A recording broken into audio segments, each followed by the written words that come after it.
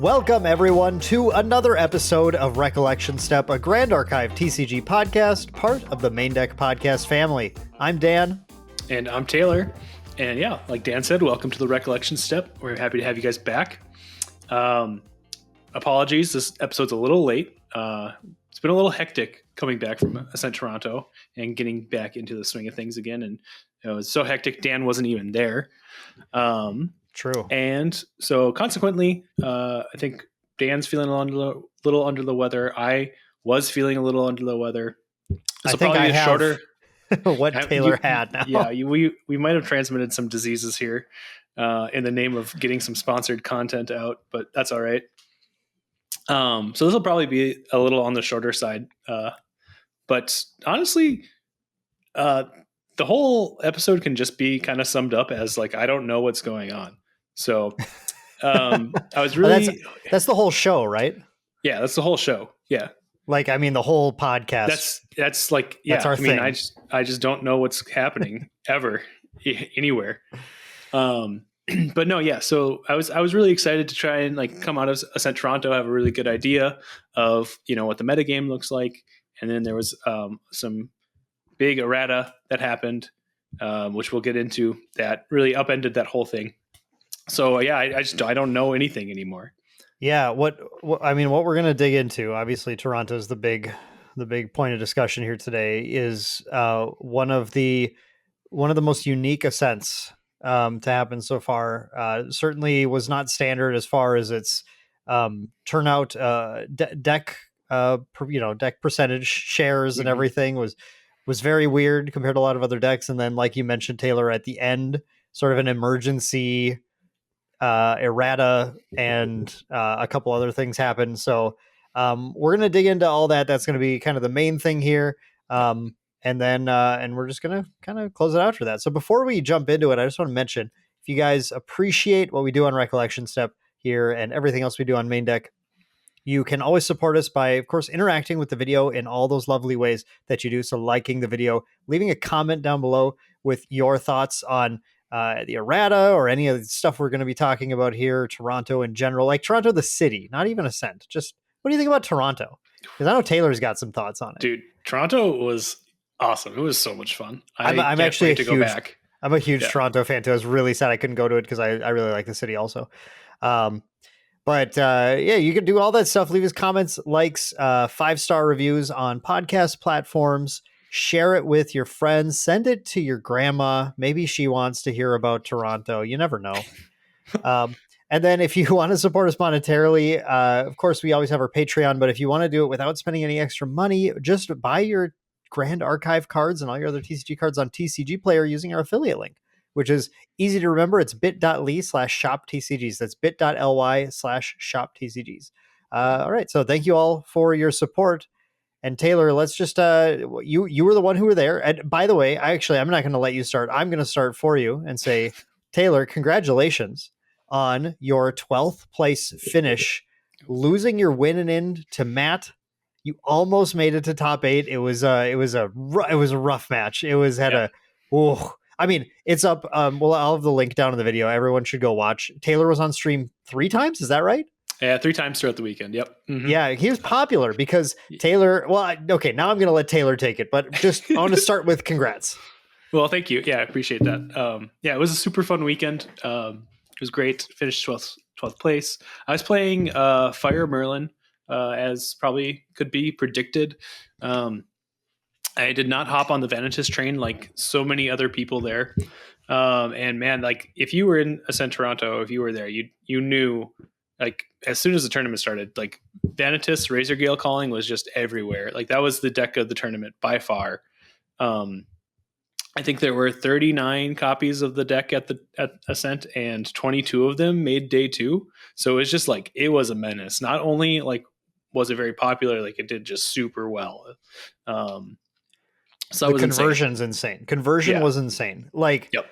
I mean, it was very clearly something about this deck Yeah. was really putting, and if you look, we'll again link Fractal of Insight for the day in the description below. So as we like to do, you can go check all the stats there. It's got the funniest matchup green, like straight green bar across almost every deck. It had a favorable matchup into throughout the weekend. Yeah, it was nuts. Yeah, the stats were off the charts. But yeah, so I played against that deck 7 times this weekend, either the Kongming or the Vanitas flavors. And I went 4-3 against the deck, which is awesome. That's how I made day 2. I went 2-1 against it on day 1. So would not have made day 2. And it was just everywhere. That's the only thing I played on day 2 was just Razorgale Calling after Razorgale Calling. And so for those who aren't aware, Razorgale Calling is a card from the new set from Mortal Ambition, a 4-cost wind Fantasia that whenever you play a wind spell, it deals 1 damage to target champion. And then it has class bonus as well. It's a cleric Fantasia. So if you're a cleric, it costs 2 less. And it lets you just like do some really, really wild things. Like you churn through your deck with a bunch of like Fairy Whispers. Some people were playing like Scout the Land. And then there's a couple other like really good green cantrips, Windmill Engineer, obviously. And also the big like player in the deck is 3 Visits, which it's 0-cost cards. You just get to play it for free. And all it normally does is let you like rest your champion to glimpse 2 and recover 2.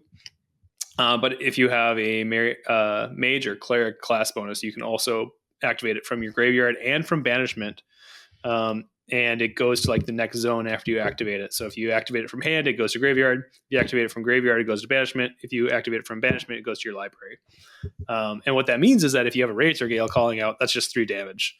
And if you have multiple Razorgale Callings out, it's however many Razorgales you have times 3.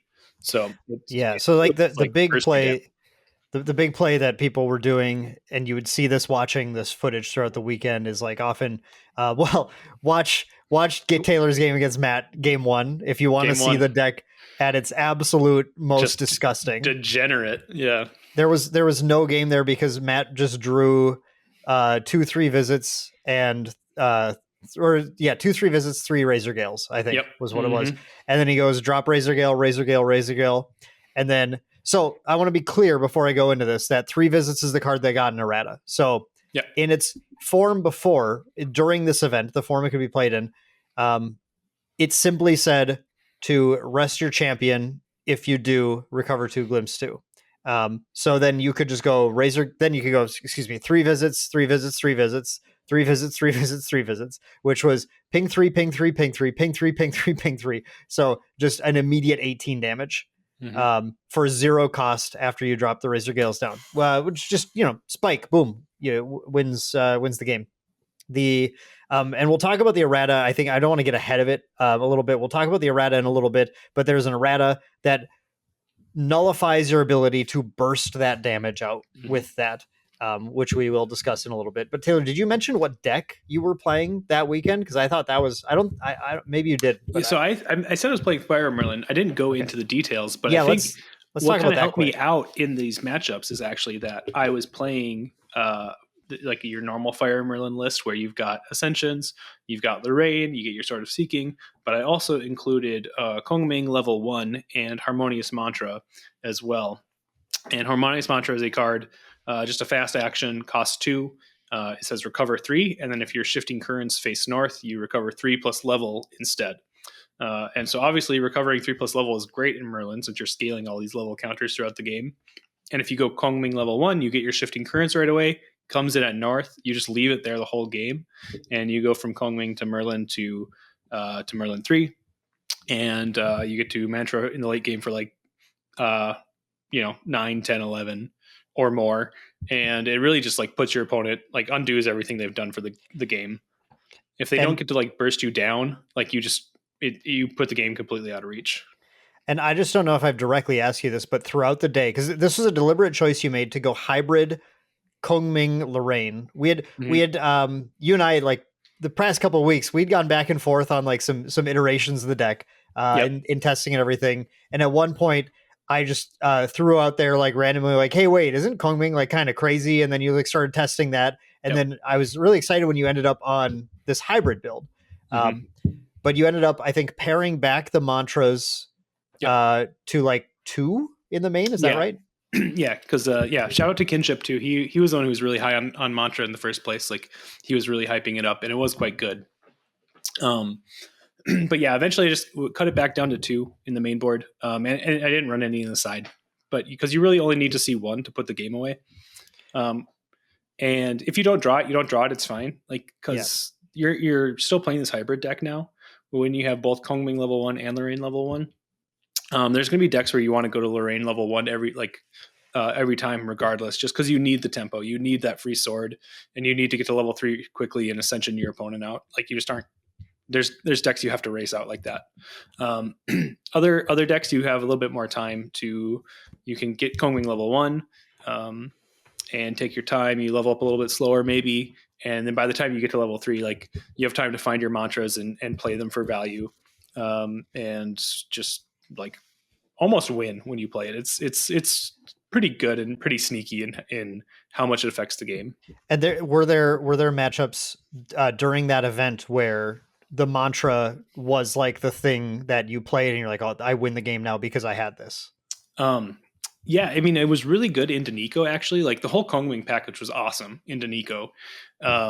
Because and a lot of like the Sylvie decks that were kind of running around too. There's Nico, or there was like water decks that would go into Sylvie into Nico, and then there were just some regular Sylvie decks that would like go into Alan and play like really big beasts.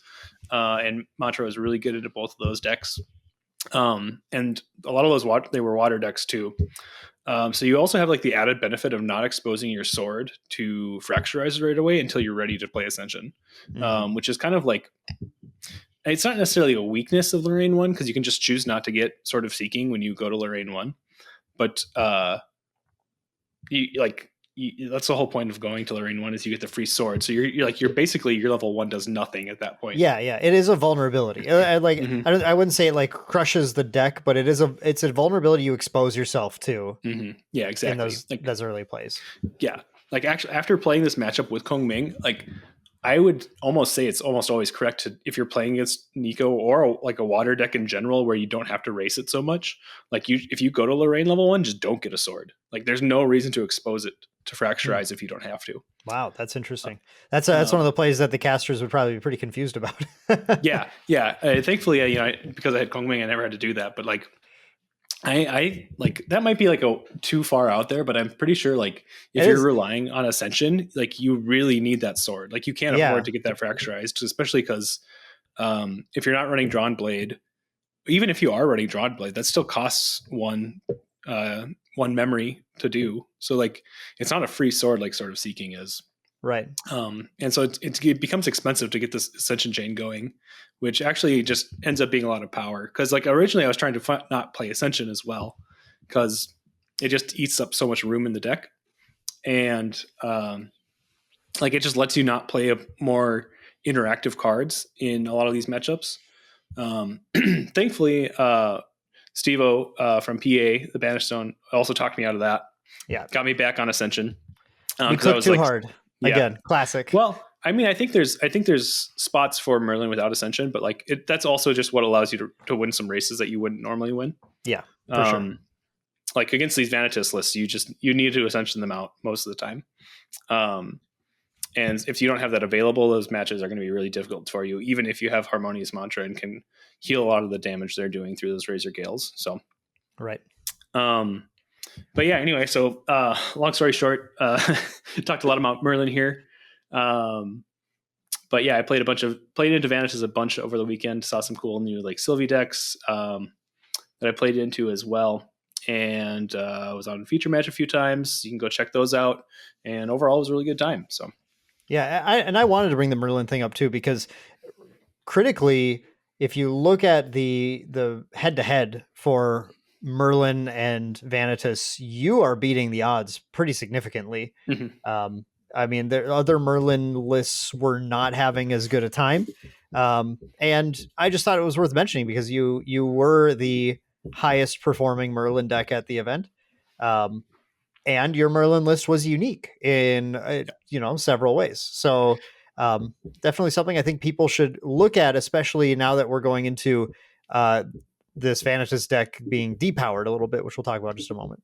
Yeah. Like I think moving forward, I think you can get away with not playing Ascension still. Like Razorgale is the deck you want to race against the most. It's like Rye is as well, but Rye's just not as popular. Same with like Luxem. Luxem, you kind of want to do the same thing. Like you need to get to 3 in Ascension. Those are the decks where you really just need to like get to 3 and put the game away. Otherwise, they're just going to beat you, and you don't have a way to prevent it. If Razorgale becomes less of the meta moving forward, like you can get away with like playing more of a spell-based Merlin, like we've talked about before, where you're playing like Retold Fortunes and some other really cool spell-based floating memory. Like I played a Merlin Mirror, and my opponent played a Lava Soul Tiger, which was really good.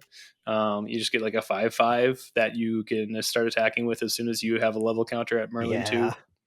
So like there's a lot of room for innovation. You just like what I really took away from the event as a Merlin player was that you have to know when the format requires you to be more of an aggro deck and play Ascension, or when the format lets you kind of take it a little bit slower, play more of a mid-range game and accrue value over time. Yeah. Yep. And I mean, that's one, her strength, right? Is that sort of that flexibility.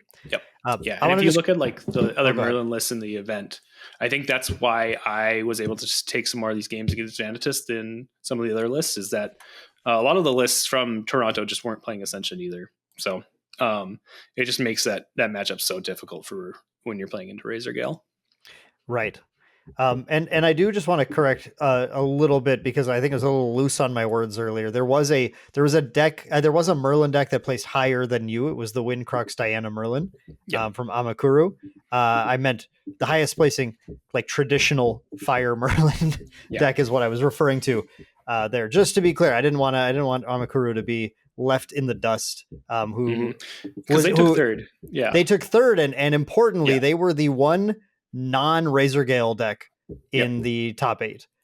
So I didn't want to get to our errata section here without mentioning that. So we had 22 of the 32 day 2 spots being Razorgale, which then transferred again to 7 of the top 8 were Razorgale decks, 6 Vanitas, 1 Kongming, and then Amakuru holding down the lone Diana Merlin, the Merlin with a gun deck similar to what Caben had just performed well with at the online event prior to this. Yep.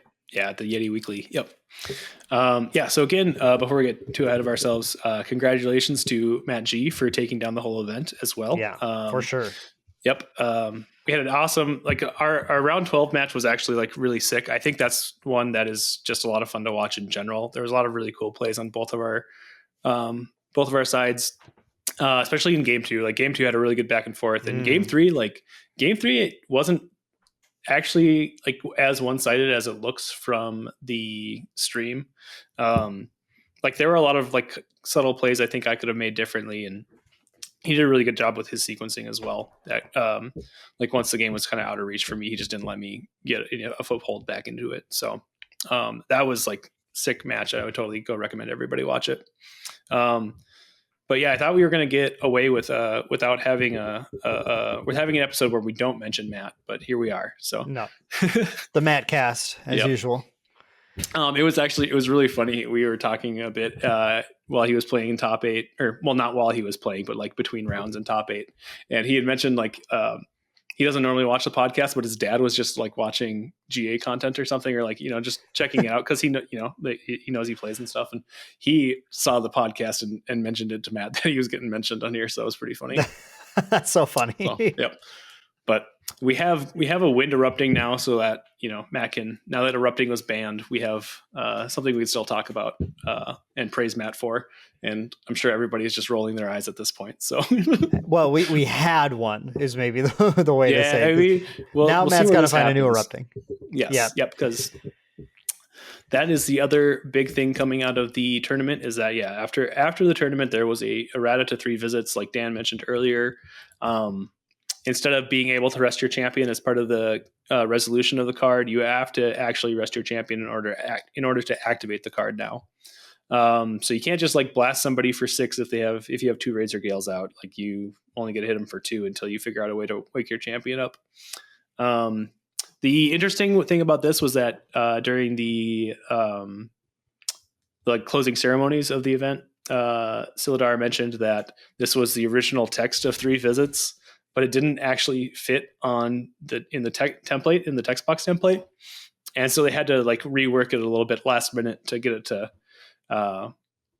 actually become something they could send to the printers and fit on the text box and make work. So little bit of an oopsie there, it seems, but these things happen. Like you just like, it's stuff that you're not necessarily going to catch until like late in development, unfortunately, things like this. And well, yeah, it happen in every. I just wanted like the only thing I want to say on that is that this happens in every card game. It's inevitable. It's going to happen. I mean, I hope that these things get caught, and not saying like, who cares, whatever. Like it's important to make a note of it and be like, yeah, let's try and not do that again in the future. But also kind of who cares? Like it's just, it's fine. It made for a really fun tournament, I thought. Like it was like kind of a bummer for everybody who didn't bring Razorgale, because like if you were at the top tables, you just played it all day, and like you were probably at a disadvantage, unfortunately. But like it made it really cool that like all these teams kind of independently figured out like, hey, this is the deck to play, and just came with their own flavors and went from there. And we got to see them bash it out and see who kind of had the best builds and who had practiced into the mirror the best and all that good stuff. So it was fine. And like you said, this happens all the time, and like not all the time, but it happens very frequently enough that it's notable in card games. Like we can all remember, those of us who've played Magic for a while, Jace the Mind Sculptor back in World Wake, where that was also had a last minute change in development where they added like a 4th Planeswalker ability, and it just like they didn't have time to test it, and it was just like super overpowered. What's wrong with putting a 0 loyalty ability on a Planeswalker? It's fine. That's not a big deal. It's not a big, especially when it's Brainstorm, right? So whatever. And just from my perspective too, like, well, I was a little bit thinking, maybe I'm kind of glad I didn't play in this event, because it seems like kind of a grind fest. Like, I don't know if that would have been fun. At the same time, I was thinking this is a really neat, memorable Ascent to have I like to think of, I always like to step back a little bit, try and think of things from the wider perspective of like, just in the tapestry of the game's history, this is a really fun little like blip where like, whoops, remember that time that everybody brought Vanitas to Ascent Toronto, and it was 7 of the 8 top 8 and everything. Like it's as long as this isn't a regular recurring thing, it's kind of, it's fun. And as we saw, Weebs on it right away, fixing it, which is really great. So Taylor, do you want to talk about anything else about what they did, what they announced here at the end? Yep. So in the same vein, they moved Baby Gray Slime up to Category 2. So not banned yet, but like at the highest level of the watch list before it gets banned. Just because it's become pretty ubiquitous in like wind shells in general as a way to stay neutral on cards or even draw cards and get a bunch of card advantage early in the game while not really being a super risky play in general. So I think when they designed that, they were originally mostly expecting to see that in Slimes lists, obviously, considering all the like Tamer class bonuses on the Slimes. But that's just being played everywhere. It was in a lot of the best performing Razorgale lists. It was in a lot of the other really good wind lists. So yeah, it's just, if we continue to see that at like a high rate like that, I suspect that'll just be gone in short order. But yeah, I mean, it does a really good job of drawing cards, and there's not like a ton of cost to like putting it in your deck. Like you have to play Baby Gray Slimes. Some of the decks were just playing 4 Baby Grays and 4 Baby Green Slimes, and that was it for the slime package. And it still was like enough to draw them cards consistently. And I want to mention that too, because I like, We always talk about this, how GA has so many of these nuances that you have to learn, these little wrinkles that like you see someone use a card differently for the first time, you're like, oh my god, I never even thought about that. And I had another one during that event when I watched, I think it was Matt who did it.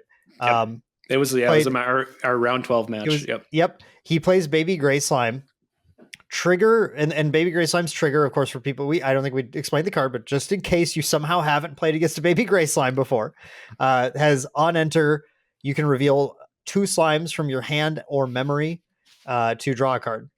And he plays the Baby Gray Slime with the trigger still before it's resolved. In response, he escapes the wreckage, the Baby Gray Slime, to return it to his memory, and then reveals the Baby Gray Slime itself when he resolves the trigger, as well as one other slime card. And in this win deck, you can get away with running fewer slime cards because you can escape it to hand, or to memory. You can reclaim it to hand. Yep. You have just ways of just boom, like get it back, to allow it to actually even more consistently than you realize. It like means all your escapes and reclaims like count as slimes in your hand when you're trying to figure out if you can draw a card off of it. Yep. Yeah. So it ends up being a much like more compact package than what you would think. And if you're like playing these like Kongming versions of Razorgale, you can play Mnemonic Charm now too, and like Baby Green Slime can bounce Mnemonic Charm to draw more cards into memory, similar to how you would bounce Forest Cake and Sylvie decks. So like these are just like very cheap cards. And actually, you know what? I'm going to recommend if you're building win decks, just like take a hard look at whether like these fit in your list, because they probably do. And you might as well get some use out of them in case Baby Grave Slime is banned in the near future. So yeah. The next ban list is going to be after Ascent Christchurch, which I think is it is the Monday after that. Yep. Mm-hmm. So we have end of November. The next Ascent, we have to for sure still utilize Baby Gray Slime in his glory. We'll see what happens. I mean, again, we went over this before, but Category 2 means a lot of things that go to Category 2 get banned, but not everything does immediately. Yeah. I mean, notably, Chalice of Blood has been sitting there for quite a while now. I think it was put there, I want to say like back before Worlds, or maybe at like around Worlds is when it was around then. Like, so May, and it's just still just hanging out. So, we'll see what happens. It could be that Baby Gray just sits here forever as well. So, also they in like non-gameplay related news, or like ban list related news, they did announce they released like the Abyssal Heaven product sheet, which is the next set releasing in March. And gave all the details on that. So if you want to go look at specifics or like set distribution, rarity distribution, you can go over to GATCG.com and find the article over there. They also announced 2 new Recollection decks that are releasing alongside Abyssal Heaven, which is really neat. So we've got Guogia, which is the Luxem Tamer that you have seen on the Luxem cards in Mortal Ambition, and also Dio Chan, a Terra Cleric, also featured in some of these cards like Wisdom's Reprise and a few other ones. So I'm pretty excited about that.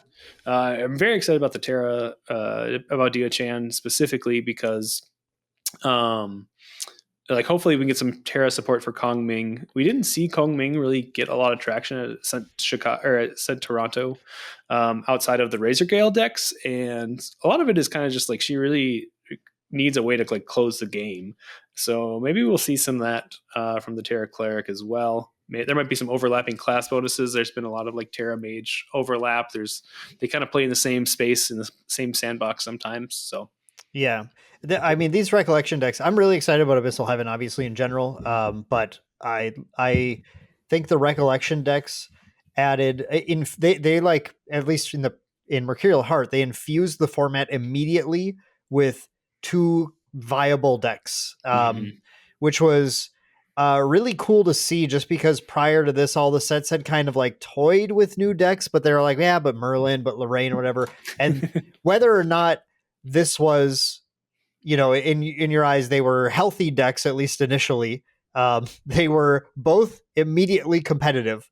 And that made that format, I thought, like really a little less predictable and a little kind of more exciting to see what happens. So I'm hoping these Recollection decks are at least going to have decks within them that are both out of the box, quite powerful again, and able to kind of compete, and just continue to flood the game with like a lot of options to play with when they don't accidentally print 3 visits the wrong way. Yeah, exactly.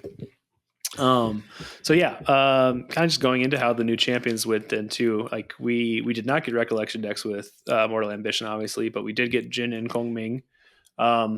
Like mentioned, Kongming really didn't do a whole lot outside of Razorgale decks. There's a couple water Kongming lists that were, somewhere between the mid and lower tables, but nothing really that succeeded a ton. So. Yeah, I'm not really sure like where to go with her. I've been spending a lot of time trying to make her work as well. You sure I think have. she's a lot of fun. I really like shifting currents. I think that's a super fun mechanic. Some of her water or her fire and her wind builds are not necessarily obvious how you should be like building her. Her water like very much pushes you towards like a late game control package, where you stop what your opponent is doing in the early game and then you just take over the late game. You draw a bunch of cards. Terra has so much card advantage. You just like you see a ton of stuff. You just don't necessarily have the ability to like finish your opponent off before they actually get to like kill you. I think that the big struggle we have is that and I've been a part, of course, of a lot of this sort of Kongming toying around and throwing out ideas, and we've both thrown it. Well, actually, several people in the competitive Discord have thrown several different kind of variants of these lists, and hey, have we thought about this card and whatever. But we all just keep dancing around this idea that she can draw a million cards, she can protect herself pretty well. She's got removal. She's got like a board clear that nobody else has access to. She's got like weird, like preserve shenanigans that are kind of cool, but she can't win the game. And we keep going like, well, like she's like Merlin, except doesn't have the fireball kill. And just trying to figure out the puzzle of like what's missing here.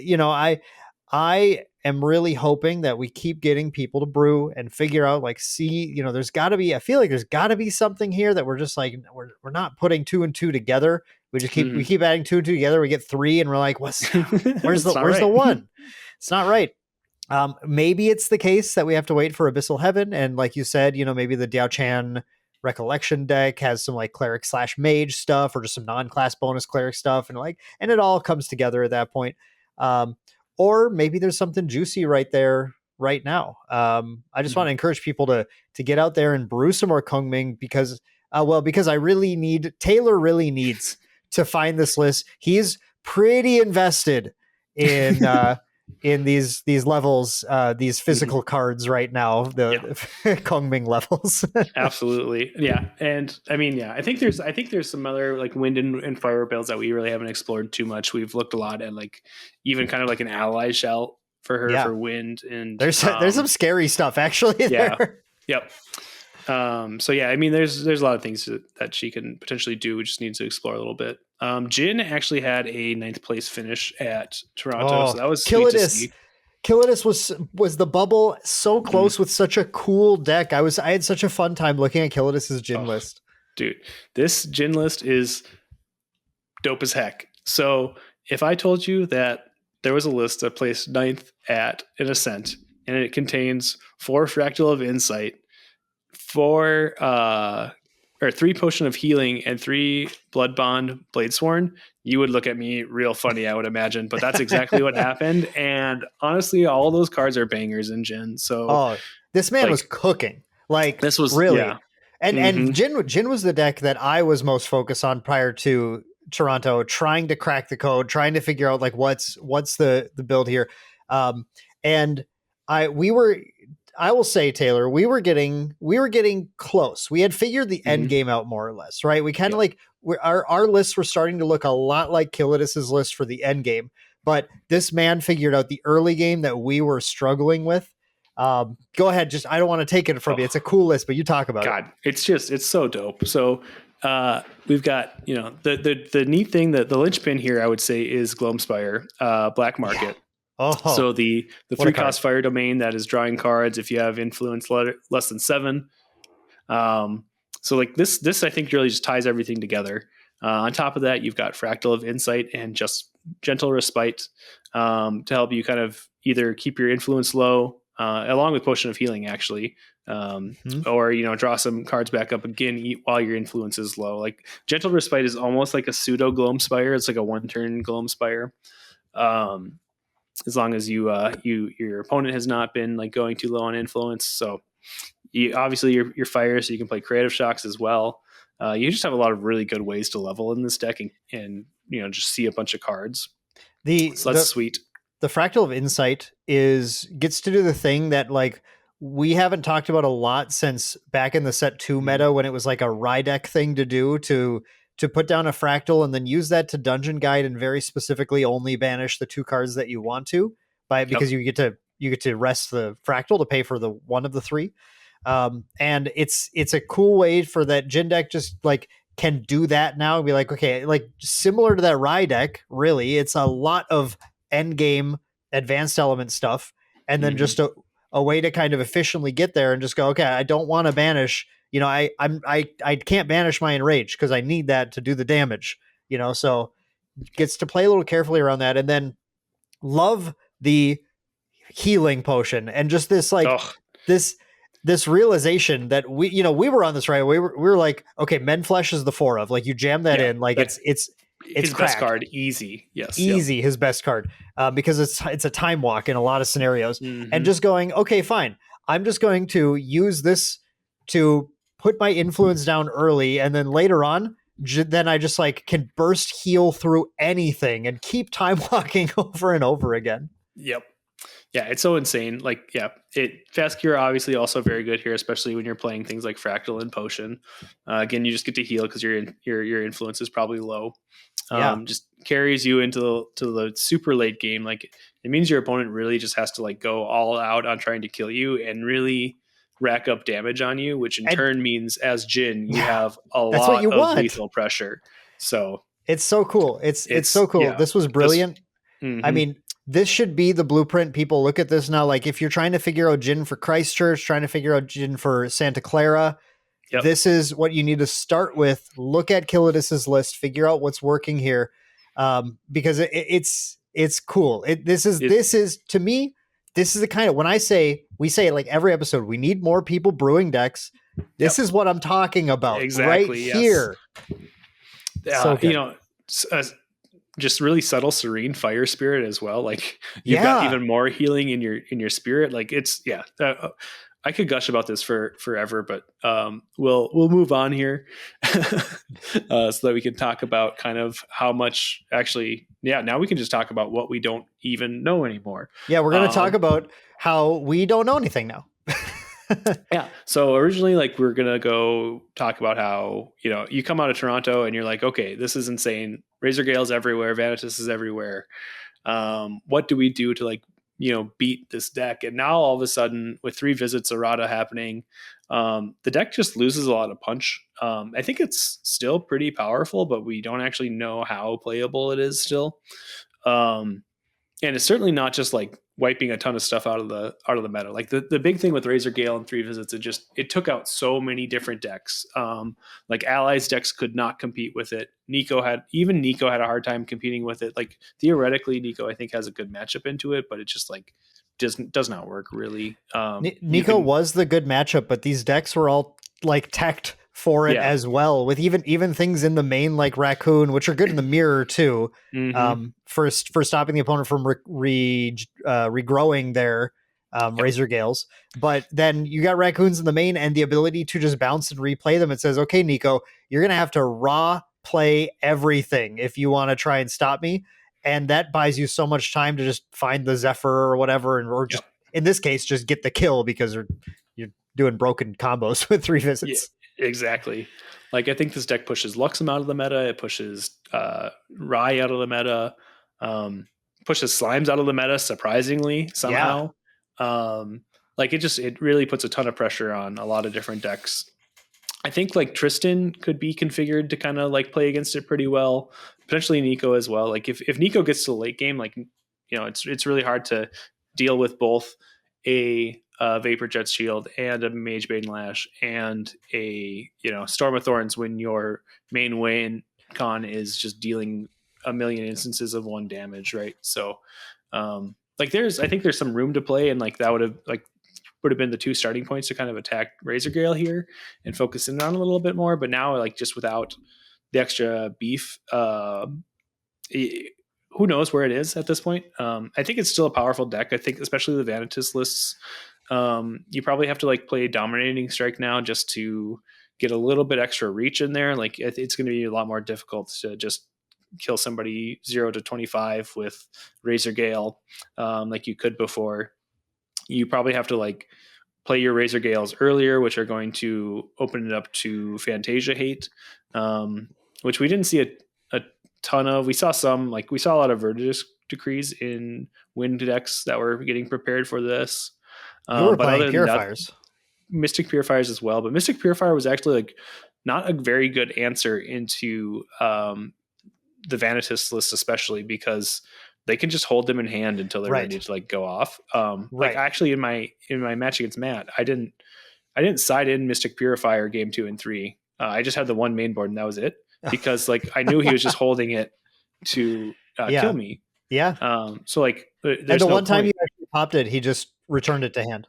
Yeah, exactly. So it's just like wasn't a very useful card. Now a lot of these decks are likely going to have to play it out earlier just in order to get some incidental damage off of it, and which is going to open it up to like Mystic Purifiers and things like Scatter Essence as well. Yeah. So again, like it's just who knows where we're at this point. Like it almost feels like we're in the same spot going into Ascent Toronto, where just the meta's wide open. Yeah. We know. I think the only thing we really know for certain is like Slimes is still a really good deck. I would still say Merlin is a really good deck just because it has a lot of like scaling win cons. Like it's got the built-in clock.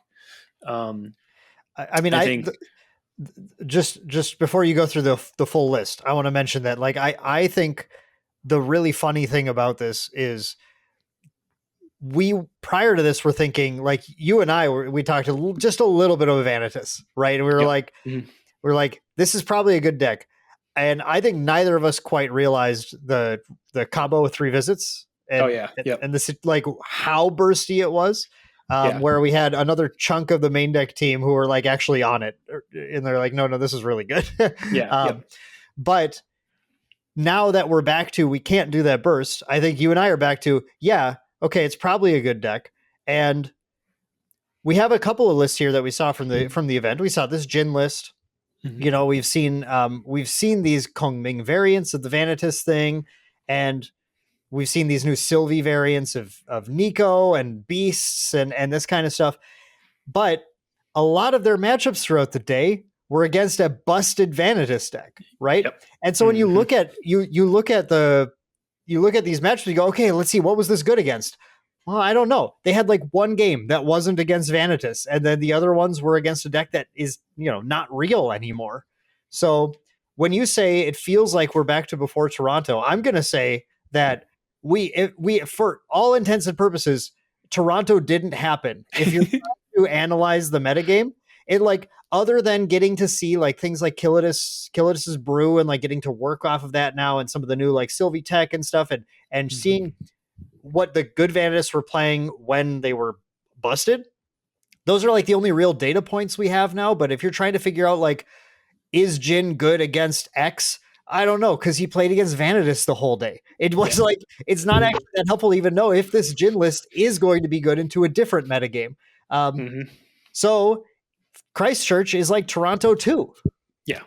100%. Like it's just all these things are unknown. Like I think if I was going to Christchurch, I'd want to play a deck that's got a proactive game plan and is like gonna, kill the opponent on a timely basis. So again, like things like Merlin, things like Slimes, allies even. I like things like Luxem, honestly, like not the worst thing in the world. Like mostly that's just stalling until it draws a million cards and kills anyway. So again, like these are all decks that are just going to like tell the opponent, like, you've got to figure out what, a way to stop me or I will win the game. I think you just said you don't want to play Kongming.